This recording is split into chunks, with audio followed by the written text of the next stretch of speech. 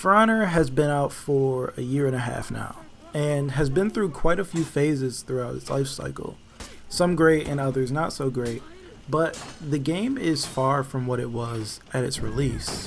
For Honor sort of got a bad rep when it first came out, mainly due to the amount of issues it had, and it scared away a lot of new players, to the point where some people were saying the game was completely dead.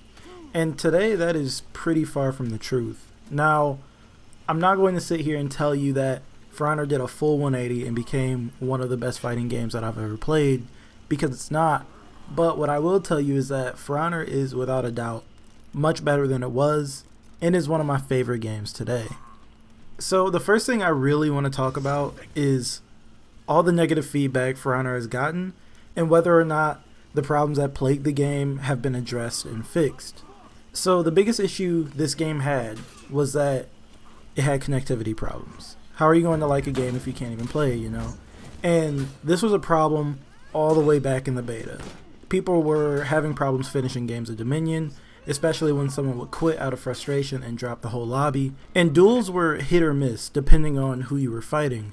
But honestly today, none of that really matters. The introduction of dedicated servers has completely fixed every problem 4v4 had. I cannot tell you the last time that I've been dropped from a game of Dominion, whether it be on Xbox, PS4, or PC. Even in 1v1 or 2-on-2, I don't have any issues ever, and I think it's really not brought up enough when people talk about how this game has changed. Ubisoft has been tackling the issue head on since release, and to their credit, some of their minor changes helped a bit, but the dedicated servers update really stopped all the complaints about connectivity issues, and I hardly ever see anyone talk about lagging out. There are some occasions where you'll match up with a player that shouldn't even be trying to play an online game. You know, they're lagging all over the place, and it may be annoying to fight, but that's probably the only thing you'll have to worry about. So next up is balance. Now, this one's sort of tricky to talk about because the game has always had heroes who are better than others. Any game you play will always have something that is better than something else. And in For Honor, there are still really good heroes and really bad heroes. There were annoying problems with heroes when the game first launched, and those have been fixed, like Peacekeeper's damage output and Warden's original shoulder bash. And of course now, there are problems like Glad Zone, and some could argue Warden's new shoulder bash. But nowadays, there aren't any heroes that really feel impossible to deal with individually. And I know there are some people who will disagree with me and tell me that spam is an issue and some heroes have insanely good crowd control and all that. And I agree with you, but neither of those problems turn me away from the game. In terms of 4v4, Revenge used to be a point a lot of people would talk about because of how strong it was. Nowadays, Revenge is in a much better spot. It doesn't make you too powerful, but it does just enough to help you survive a gank if you play it the right way. The only issue I have with it now is that sometimes it doesn't auto knock down attackers when it should, but other than that, it's fine. I will talk about the actual combat in a little bit though. Now on the microtransactions and the whole pay to win thing, this complaint had never really made sense to me. Yeah, you can pay to unlock all your feats, but you still need to earn them when you actually get into a game. And honestly, unlocking all your feats costs way too much and takes a couple of hours anyways. Feats are cool and all, but they don't make the game pay to win in any way at all, especially nowadays. You can also buy steel packs if you want, so that you can customize your heroes, but no one is forcing you to pay for steel. I'll admit that earning steel is a little on the slow side, but by the time you level your hero up to the point that you can get any of the amazing looking gear, you'll have earned enough steel to upgrade it. There isn't a single benefit in the game from spending real life money, unless you count buying the DLC heroes as being an advantage, but even those heroes can be bought by earning enough steel. Pay to win is just not a thing in For Honor. Sure, some outfits are pricey, emotes are overpriced, and executions are rightly priced, but everything can be earned by playing. Microtransactions and season passes are just a thing nowadays in almost every game, but once you buy For Honor, you don't have to spend any more money if you don't want to. I've been playing since launch and never bought any steel packs and have gotten everything I've wanted. I did buy the season pass though because I wanted to play the new heroes 2 weeks early though. And lastly, the community. For Honor's community has had this reputation of being really toxic and salty, and I think this does represent a part of the community, but not everyone in the community is just awful. There are players who are very respectful and enjoy playing that way, not ledging or popping revenge in 1v1 and things like that. Then there are players who will go out of their way to gank, emote, spam, and cheese and all that.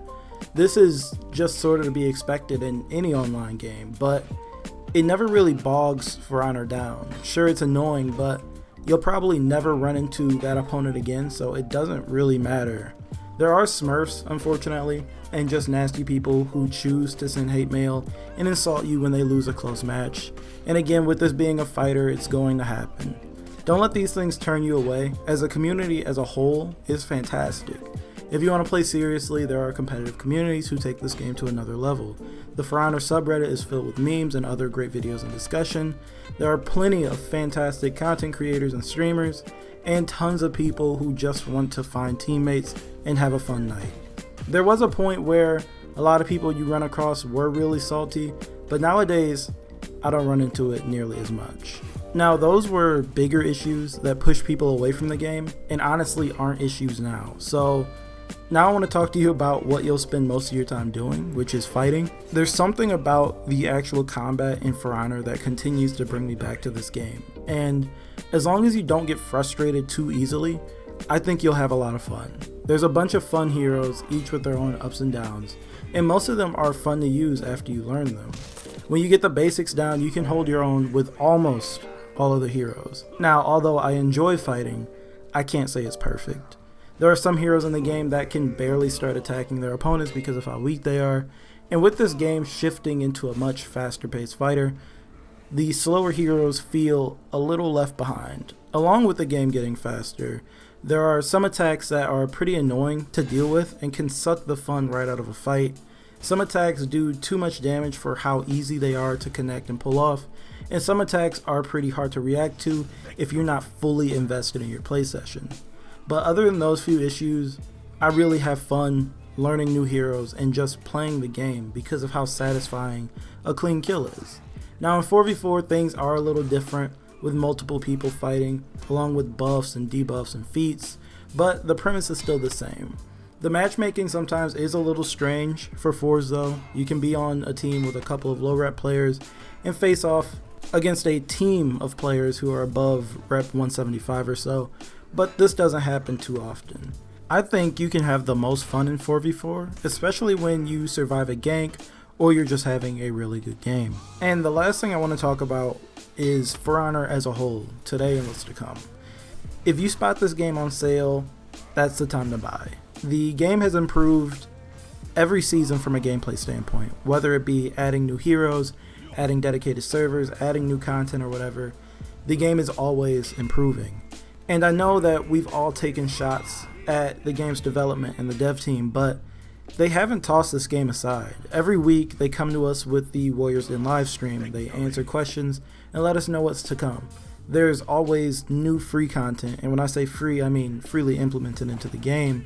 You still have to spend steel on cosmetics and executions, but there's always new maps, new executions, new effects, new emotes, new gear, limited time game modes, reworked heroes, and a few other things. There's still a few other things I'd love to have added to the game, most notably a Spectator Mode, but I'm not sure if we'll ever get that.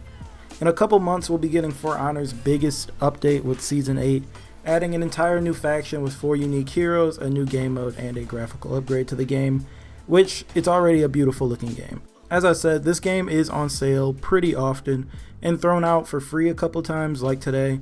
It's free for anyone that has Xbox Live Gold. Is For Honor worth coming back to or giving a shot? I absolutely think so, as long as you're not spending $60 on it. As I said, if you're interested in this game at all and you see it's on sale, you should pick it up. There's a lot of fun to be had, and it's a good time to jump in or jump back in. The game works now, and almost all of its pre-existing issues have been ironed out. Now, of course, I didn't talk about everything For Honor has to offer, but I hope you at least heard me out and continue looking into the game. Of course, if fighters aren't your thing and never have been, then you probably won't have the best time playing this game. But if you're willing to learn the basics in the game, then you'll improve and continue to get better and have fun. Anyways, that's all I've got for this video. I really hope that you got something out of the video, especially if you stopped playing due to one of the things I talked about today. As always, I do want to hear from you, so if you dropped the game, please tell me why and if you're willing to give the game a serious chance again. If you're new or just recently got the game, tell me what you think. Are you having fun or not? And if you're a veteran, you know you've played the game for a while, give me your honest thoughts on the game down in the comments and whether or not you think this game is worth playing. Also, just to let you guys know, we've got a new Discord server where you can talk about the game, talk to me, or talk with everyone about anything you want. It's also where I'll let you guys know when I'm streaming and whenever I post videos, so feel free to join. The link is in the description. Anyway, if you agree with me at all or enjoyed the video, feel free to leave a like. And if you want, you can sub and ring the bell for more For Honor content and whatever else I decide to post. And I will talk to you guys in the next video.